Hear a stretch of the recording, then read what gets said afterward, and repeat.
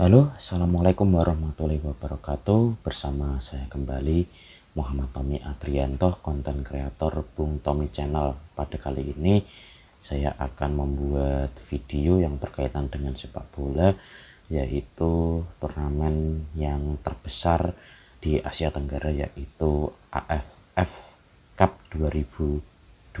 Nah, pada edisi sebelumnya AFF Cup ini disponsori langsung oleh Suzuki, namun pada turnamen kali ini disponsori oleh Mitsubishi. Nah, ini adalah turnamen AFF tahun 2022. Ini adalah kesempatan terbesar bagi Indonesia untuk merebut Piala AFF pertama kalinya setelah selama 6 kali masuk final. Indonesia hanya menjadi runner up dan nampaknya selama ini sulit sekali untuk menjadi juara AFF Cup. Nah, kenapa pada edisi kali ini Indonesia mempunyai peluang yang sangat besar? Karena dari segi materi pemain itu cukup mumpuni. Ada tambahan dari pemain naturalisasi, yaitu Jordi Amat, yang mana Jordi Amat ini berposisi sebagai pemain bertahan atau back, yang mana posisi ini adalah posisi yang sangat krusial di Indonesia karena sedikit sekali pemain bertahan yang berkualitas yang ada di Indonesia. Meskipun banyak, ada beberapa back terbaik di Indonesia, namun itu belum menjadikan garansi bagi Indonesia untuk mempunyai pertahanan yang bagus. Namun dengan masuknya Jordi Amat ini memberikan harapan besar bagi Indonesia agar Indonesia ini sulit ditembus oleh striker dari negara manapun. Dan sebelumnya peluang itu cukup besar karena memang ada beberapa pemain keturunan atau naturalisasi yang ada di posisi pertahanan yang ada di Indonesia. Dan sebelumnya ada Sandy Walsh yang sempat ikut latihan di TC untuk persiapan AFF, namun Sandy Walsh pada akhirnya tidak diizinkan oleh klubnya karena memang fokus untuk mengikuti pertandingan yang ada di Liga. Sedangkan Elkan Bagot yang mana edisi sebelumnya dipanggil, dan namun kali ini sayang sekali juga tidak mendapatkan izin dari klubnya karena memang fokus bermain di Gillingham, yang mana pada saat ini nantinya Gillingham akan berhadapan dengan Leicester di Piala FA. Dan ini mungkin Gillingham memang membutuhkan Elkan Bagot di posisi back karena kontribusinya memang luar biasa di Gillingham. Dan selanjutnya memang Gillingham tidak mengizinkan karena faktor Elkan Bagot masih dibutuhkan, dan itu juga bagus untuk karir dari Elkan Bagot karena ini merupakan karir profesional yang tidak bisa dilepaskan begitu saja. Dan karena Piala AFF juga karena turnamen ini bukan merupakan kalender masuk ke kalender FIFA. Nah, dari banyaknya pemain keturunan yang berposisi di back itu memang sebelumnya memberikan harapan yang besar sekali, dan saya pun juga menaruh harapan besar bahwa ini tim nasional akan juara di AFF tahun 2022 ini. Namun setelah diumumkannya beberapa pemain yang diikutkan, sayang sekali Sandy Walsh dan Elkan Bagot tidak bisa masuk karena jika Elkan Bagot dan Sandy Walsh dipanggil, maka pertahanan Indonesia sangat kuat sekali karena diisi pemain-pemain keturunan, yang mana selama ini memang posisi atau bagian pertahanan dari tim nasional Indonesia itu sangat rentan kebobolan. Dan teman-teman sendiri bisa bayangkan seandainya pertahanan tim nasional Indonesia diisi pemain seperti Jordi Amat, Elkan Bagot, dan juga Sandy Walsh, dan itu mungkin sangat sulit sekali ditembus oleh pemain-pemain dari Asia Tenggara. Dan di level Asia pun mungkin kita bisa berbicara banyak. Namun karena turnamen AFF Cup ini bukan pertandingan resmi dari FIFA, maka klub-klub tersebut tidak mengizinkan Sandy Walsh dan Elkan Bagot untuk memperkuat tim nasional Indonesia. Namun itu tidak masalah karena masih ada back-back lokal berpengalaman dan juga potensial, seperti ada Fahrudin yang mana sejak 2012, tahun 2012 Fahrudin dipercaya untuk menjaga pertahanan dari tim nasional Indonesia. Dan ada Hansa Muyama yang dipanggil kembali. Hansa Muyama ini adalah pemain bertahan atau back yang juga punya mental juara, karena pada tahun 2013 sudah pernah menikmati indahnya juara di level umur timnas U19, pada saat itu juara Piala AFF. Nah, dengan adanya pemain berpengalaman dan juga bermental juara ini, kemungkinan tidak masalah apabila Elkan Bagot dan Sandy Walsh tidak masuk ke dalam skuad timnas di AFF 2022 ini. Selain itu ada back potensial seperti Rizky Ridho, dan back ini juga cukup dipercaya oleh Sintayong untuk memperkuat tim nasional, baik itu di AFF tahun 2020 dan juga Piala Asia kualifikasi kemarin, dan ada SEA Games. Rizky Ridho cukup dipercaya. Nah, itu tadi kekuatan dari Indonesia setelah adanya Jordi Amat masuk di Indonesia, setelah naturalisasinya disahkan oleh pemerintah Indonesia dan juga DPR. Nah, pada pertandingan pertama Indonesia berhasil mengalahkan Kamboja di Gelora Bung Karno. Nah, meskipun skornya tidak terlalu mencolok, yaitu hanya 2-1, tapi saya melihat di sini permainan Kamboja cukup meningkat semenjak ditangani oleh Honda, yang mana sebagai manajer dari tim nasional Kamboja, yang mana memang dari segi permainan Kamboja tidak bisa dianggap sebelah mata seperti dahulu, dan kita tahu dahulu sering menjadi lumbung gol. Namun setelah ditangani oleh Honda, dari segi permainan pun cukup berubah, dan lama-lama dan secara bertahap Kamboja menjadi kekuatan yang cukup diperhitungkan.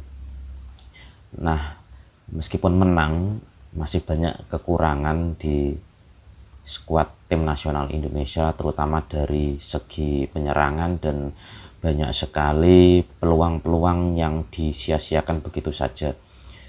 Ada peluang yang mungkin one on one yang seharusnya bisa menjadi gol, yaitu Egy Maulana Fikri, namun Egy setelah berhadapan dengan kiper bukannya disuting tapi malah digocek, dan sayangnya dia tidak bisa menguasai bola itu dan akhirnya terlepas. Dan juga Witan Sulaiman yang sudah berhadapan 1 lawan 1 dan tendangannya hanya menyamping di sebelah gawang. Dan mungkin banyak sekali peluang-peluang yang dihasilkan oleh tim nasional Indonesia pada saat melawan Kamboja, dan juga kiper Kamboja bermain sangat bagus sehingga mendapatkan penghargaan Man of the Match. Nah, dari situlah masalah kekompakan dan masalah penyelesaian peluang itu harus diperbaiki oleh Sintayong, karena masalah kekompakan dan penyelesaian peluang ini yang memang sangat dibutuhkan oleh tim nasional Indonesia. Nah, di pertandingan kedua Indonesia melawan Brunei Darussalam, yang mana pertandingan melawan Brunei Darussalam ini cukup memuaskan karena Indonesia berhasil mencetak 7 gol, yang mana tanpa balas Indonesia mendapatkan clean sheet. Nah, berbeda pada saat melawan Kamboja, Indonesia atau Sintayong memainkan beberapa pemain pelapis dan tetap memainkan Nadeo sebagai inti. Ada Egy, juga sebelumnya inti bermain kembali, dan ada Asnawi Mangku Alam yang kembali menjadi starting 11 yang juga sebagai kapten Asnawi Mangku Alam. Nah, dan pemain-pemain lainnya banyak pemain pelapis seperti di sektor back ada Rizky Ridho dan juga Hansa Muyama yang tidak bermain di pertandingan pertama melawan Kamboja. Di sebelah kanan tetap Asnawi dan sebelah kiri ada Edo Febriansyah, yang mana Edo ini cukup bermain sangat bagus meskipun tidak mendapatkan gelar Man of the Match. Namun jika dibandingkan dengan perkembangan Edo dari AFF sebelumnya, jika dibandingkan dengan saat ini perkembangannya begitu pesat, apalagi di Rans Cilegon FC, di Rans Nusantara, Edo cukup dipercaya menjadi pemain inti dan memang sering menjadi starter dan sering dipercaya menjadi pemain yang diandalkan di Rans. Oleh karena itu kemarin bermain melawan Brunei, permainannya pun cukup bagus dan menghasilkan beberapa assist, 2-3 assist, sehingga Indonesia bisa menghasilkan gol dan menang 7-0. Nah, selain itu di sektor tengah Rahmat Irianto dan Abimayu dipercaya menjadi jangkar, dan di sektor penyerangan ada Spaso yang dipercaya menjadi pemain inti, Sadil dan juga Egy masih dipercaya menjadi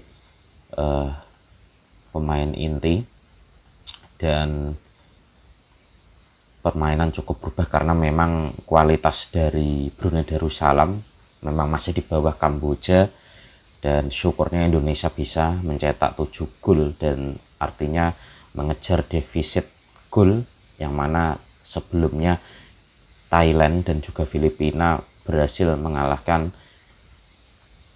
Brunei dengan skor yang cukup telak. Thailand menang dengan skor 5-0 dan Filipina menang dengan skor 5-1 melawan Brunei Darussalam. Nah, dengan kemenangan Indonesia 7-0 ini menambah defisit, menambah koleksi gol dan memperkecil defisit gol, sehingga jika nantinya mempunyai poin yang sama, maka selisih gol ini akan membantu Indonesia untuk lolos ke babak semifinal. Nah, pada melawan Brunei ini memang pemain pelapis sangat bisa diandalkan, dan artinya di sini antara pemain pelapis dan pemain inti cukup merata karena pemain pelapis cukup bermain bagus dan Spaso akhirnya bisa mencetak gol, Sananta bisa mencetak gol, dan Edo memberikan 3 assist, dan Yakob Sayur yang menggantikan Asnawi di babak kedua bisa menghasilkan 2 assist dan mencetak 1 gol. Nah, itulah yang memperkaya skuad dari Sintayong, yang bisa memberikan alternatif. Ternyata masih banyak pemain Indonesia yang berkualitas, dan artinya tidak perlu khawatir apabila pemain-pemain Indonesia yang merupakan pemain inti mengalami cedera. Nah, Edo ini bisa menggantikan peran dari Arhan, dan di 2 pertandingan ini Edo memang bermain cukup konsisten pada saat melawan Kamboja menggantikan Arhan di babak pertama, dan pada saat melawan Brunei yang bermain penuh dan permainannya tidak cukup mengecewakan, dan Edo hanya perlu memperbaiki pertahanannya. Dan Yakob Sayuri juga bermain bagus dan pada kali ini menjadi man of the match dengan 2 assist dan 1 golnya. Dan ada beberapa pemain yang cukup bagus seperti Spaso yang sekarang bisa beradaptasi dengan taktik dan strategi yang diberikan oleh Sintayong yang pada sebelumnya banyak sekali dan cukup lama menahan bola, namun pada saat melawan Brunei Spaso bermain sangat taktis sekali. Nah, dengan tabungan 6 poin, 2 kemenangan, dan mempunyai selisih gol 8, ini memberikan modal bagi tim nasional Indonesia untuk bisa lolos ke babak semifinal. Nah, pada tanggal 29 nanti, hari Kamis nanti, Indonesia akan berhadapan dengan Thailand, yang mana Thailand ini kemarin baru saja menang melawan terakhir kalau tidak salah menang, dan skornya cukup telak sekali Thailand, dan sekarang berada di posisi satu grup dengan Indonesia. Dan Thailand ini merupakan negara yang memang selalu menjadi penghambat Indonesia dalam memperoleh juara. Nah, keunggulannya adalah Indonesia bermain di Gelora Bung Karno, yang mana pada saat melawan Thailand nanti tiket yang dibuka adalah sebanyak 40.000 jika dibandingkan dengan melawan Kamboja kemarin hanya 25.000, dan pada saat ini adalah 40.000. Nah, dengan dukungan sebesar 40.000 penonton ini diharapkan Indonesia bisa menambah kekuatan, dan Indonesia didukung oleh pemain ke-12 yaitu supporter, dan kata menang itu adalah wajib buat tim nasional Indonesia agar mempermudah lolos ke semifinal. Dan semoga Indonesia tidak menyia-nyiakan kesempatan yang diberikan, dan sebagai tuan rumah seharusnya Indonesia bisa mengalahkan Thailand. Nah, semoga pada pertandingan melawan Thailand ini Indonesia bisa bermain maksimal, dan Indonesia diuntungkan dengan banyaknya pemain inti yang diistirahatkan pada saat melawan Brunei, dan sehingga mempunyai kelebihan masa recovery, dan diharapkan dengan kelebihan tenaga ini Indonesia bisa bermain maksimal pada saat melawan Thailand. Nah, pada tahun ini merupakan momen yang sangat tepat. Indonesia harus memperoleh juara di Piala AFF setelah 6 kali menjadi runner up saja. Nah, dari beberapa pertandingan kemarin dan pada saat pertama kali melawan Kamboja dan akhirnya melawan Brunei, memang terjadi peningkatan dalam hal masalah kekompakan, dan namun masih ada pemain yang bermain individualistis. Namun semoga pada saat melawan Thailand itu dievaluasi oleh Sintayong dan Indonesia bisa bermain sebagai tim dan bisa menyelesaikan peluang sekecil apapun dan tidak buang peluang, karena kualitas Thailand jika dibandingkan dengan Kamboja dan juga Brunei itu sangat jauh sekali. Jadi Indonesia harus bermain semaksimal mungkin dan seefektif mungkin agar bisa memenangkan pertandingan, apalagi didukung oleh supporter Indonesia sendiri di Stadion Gelora Bung Karno.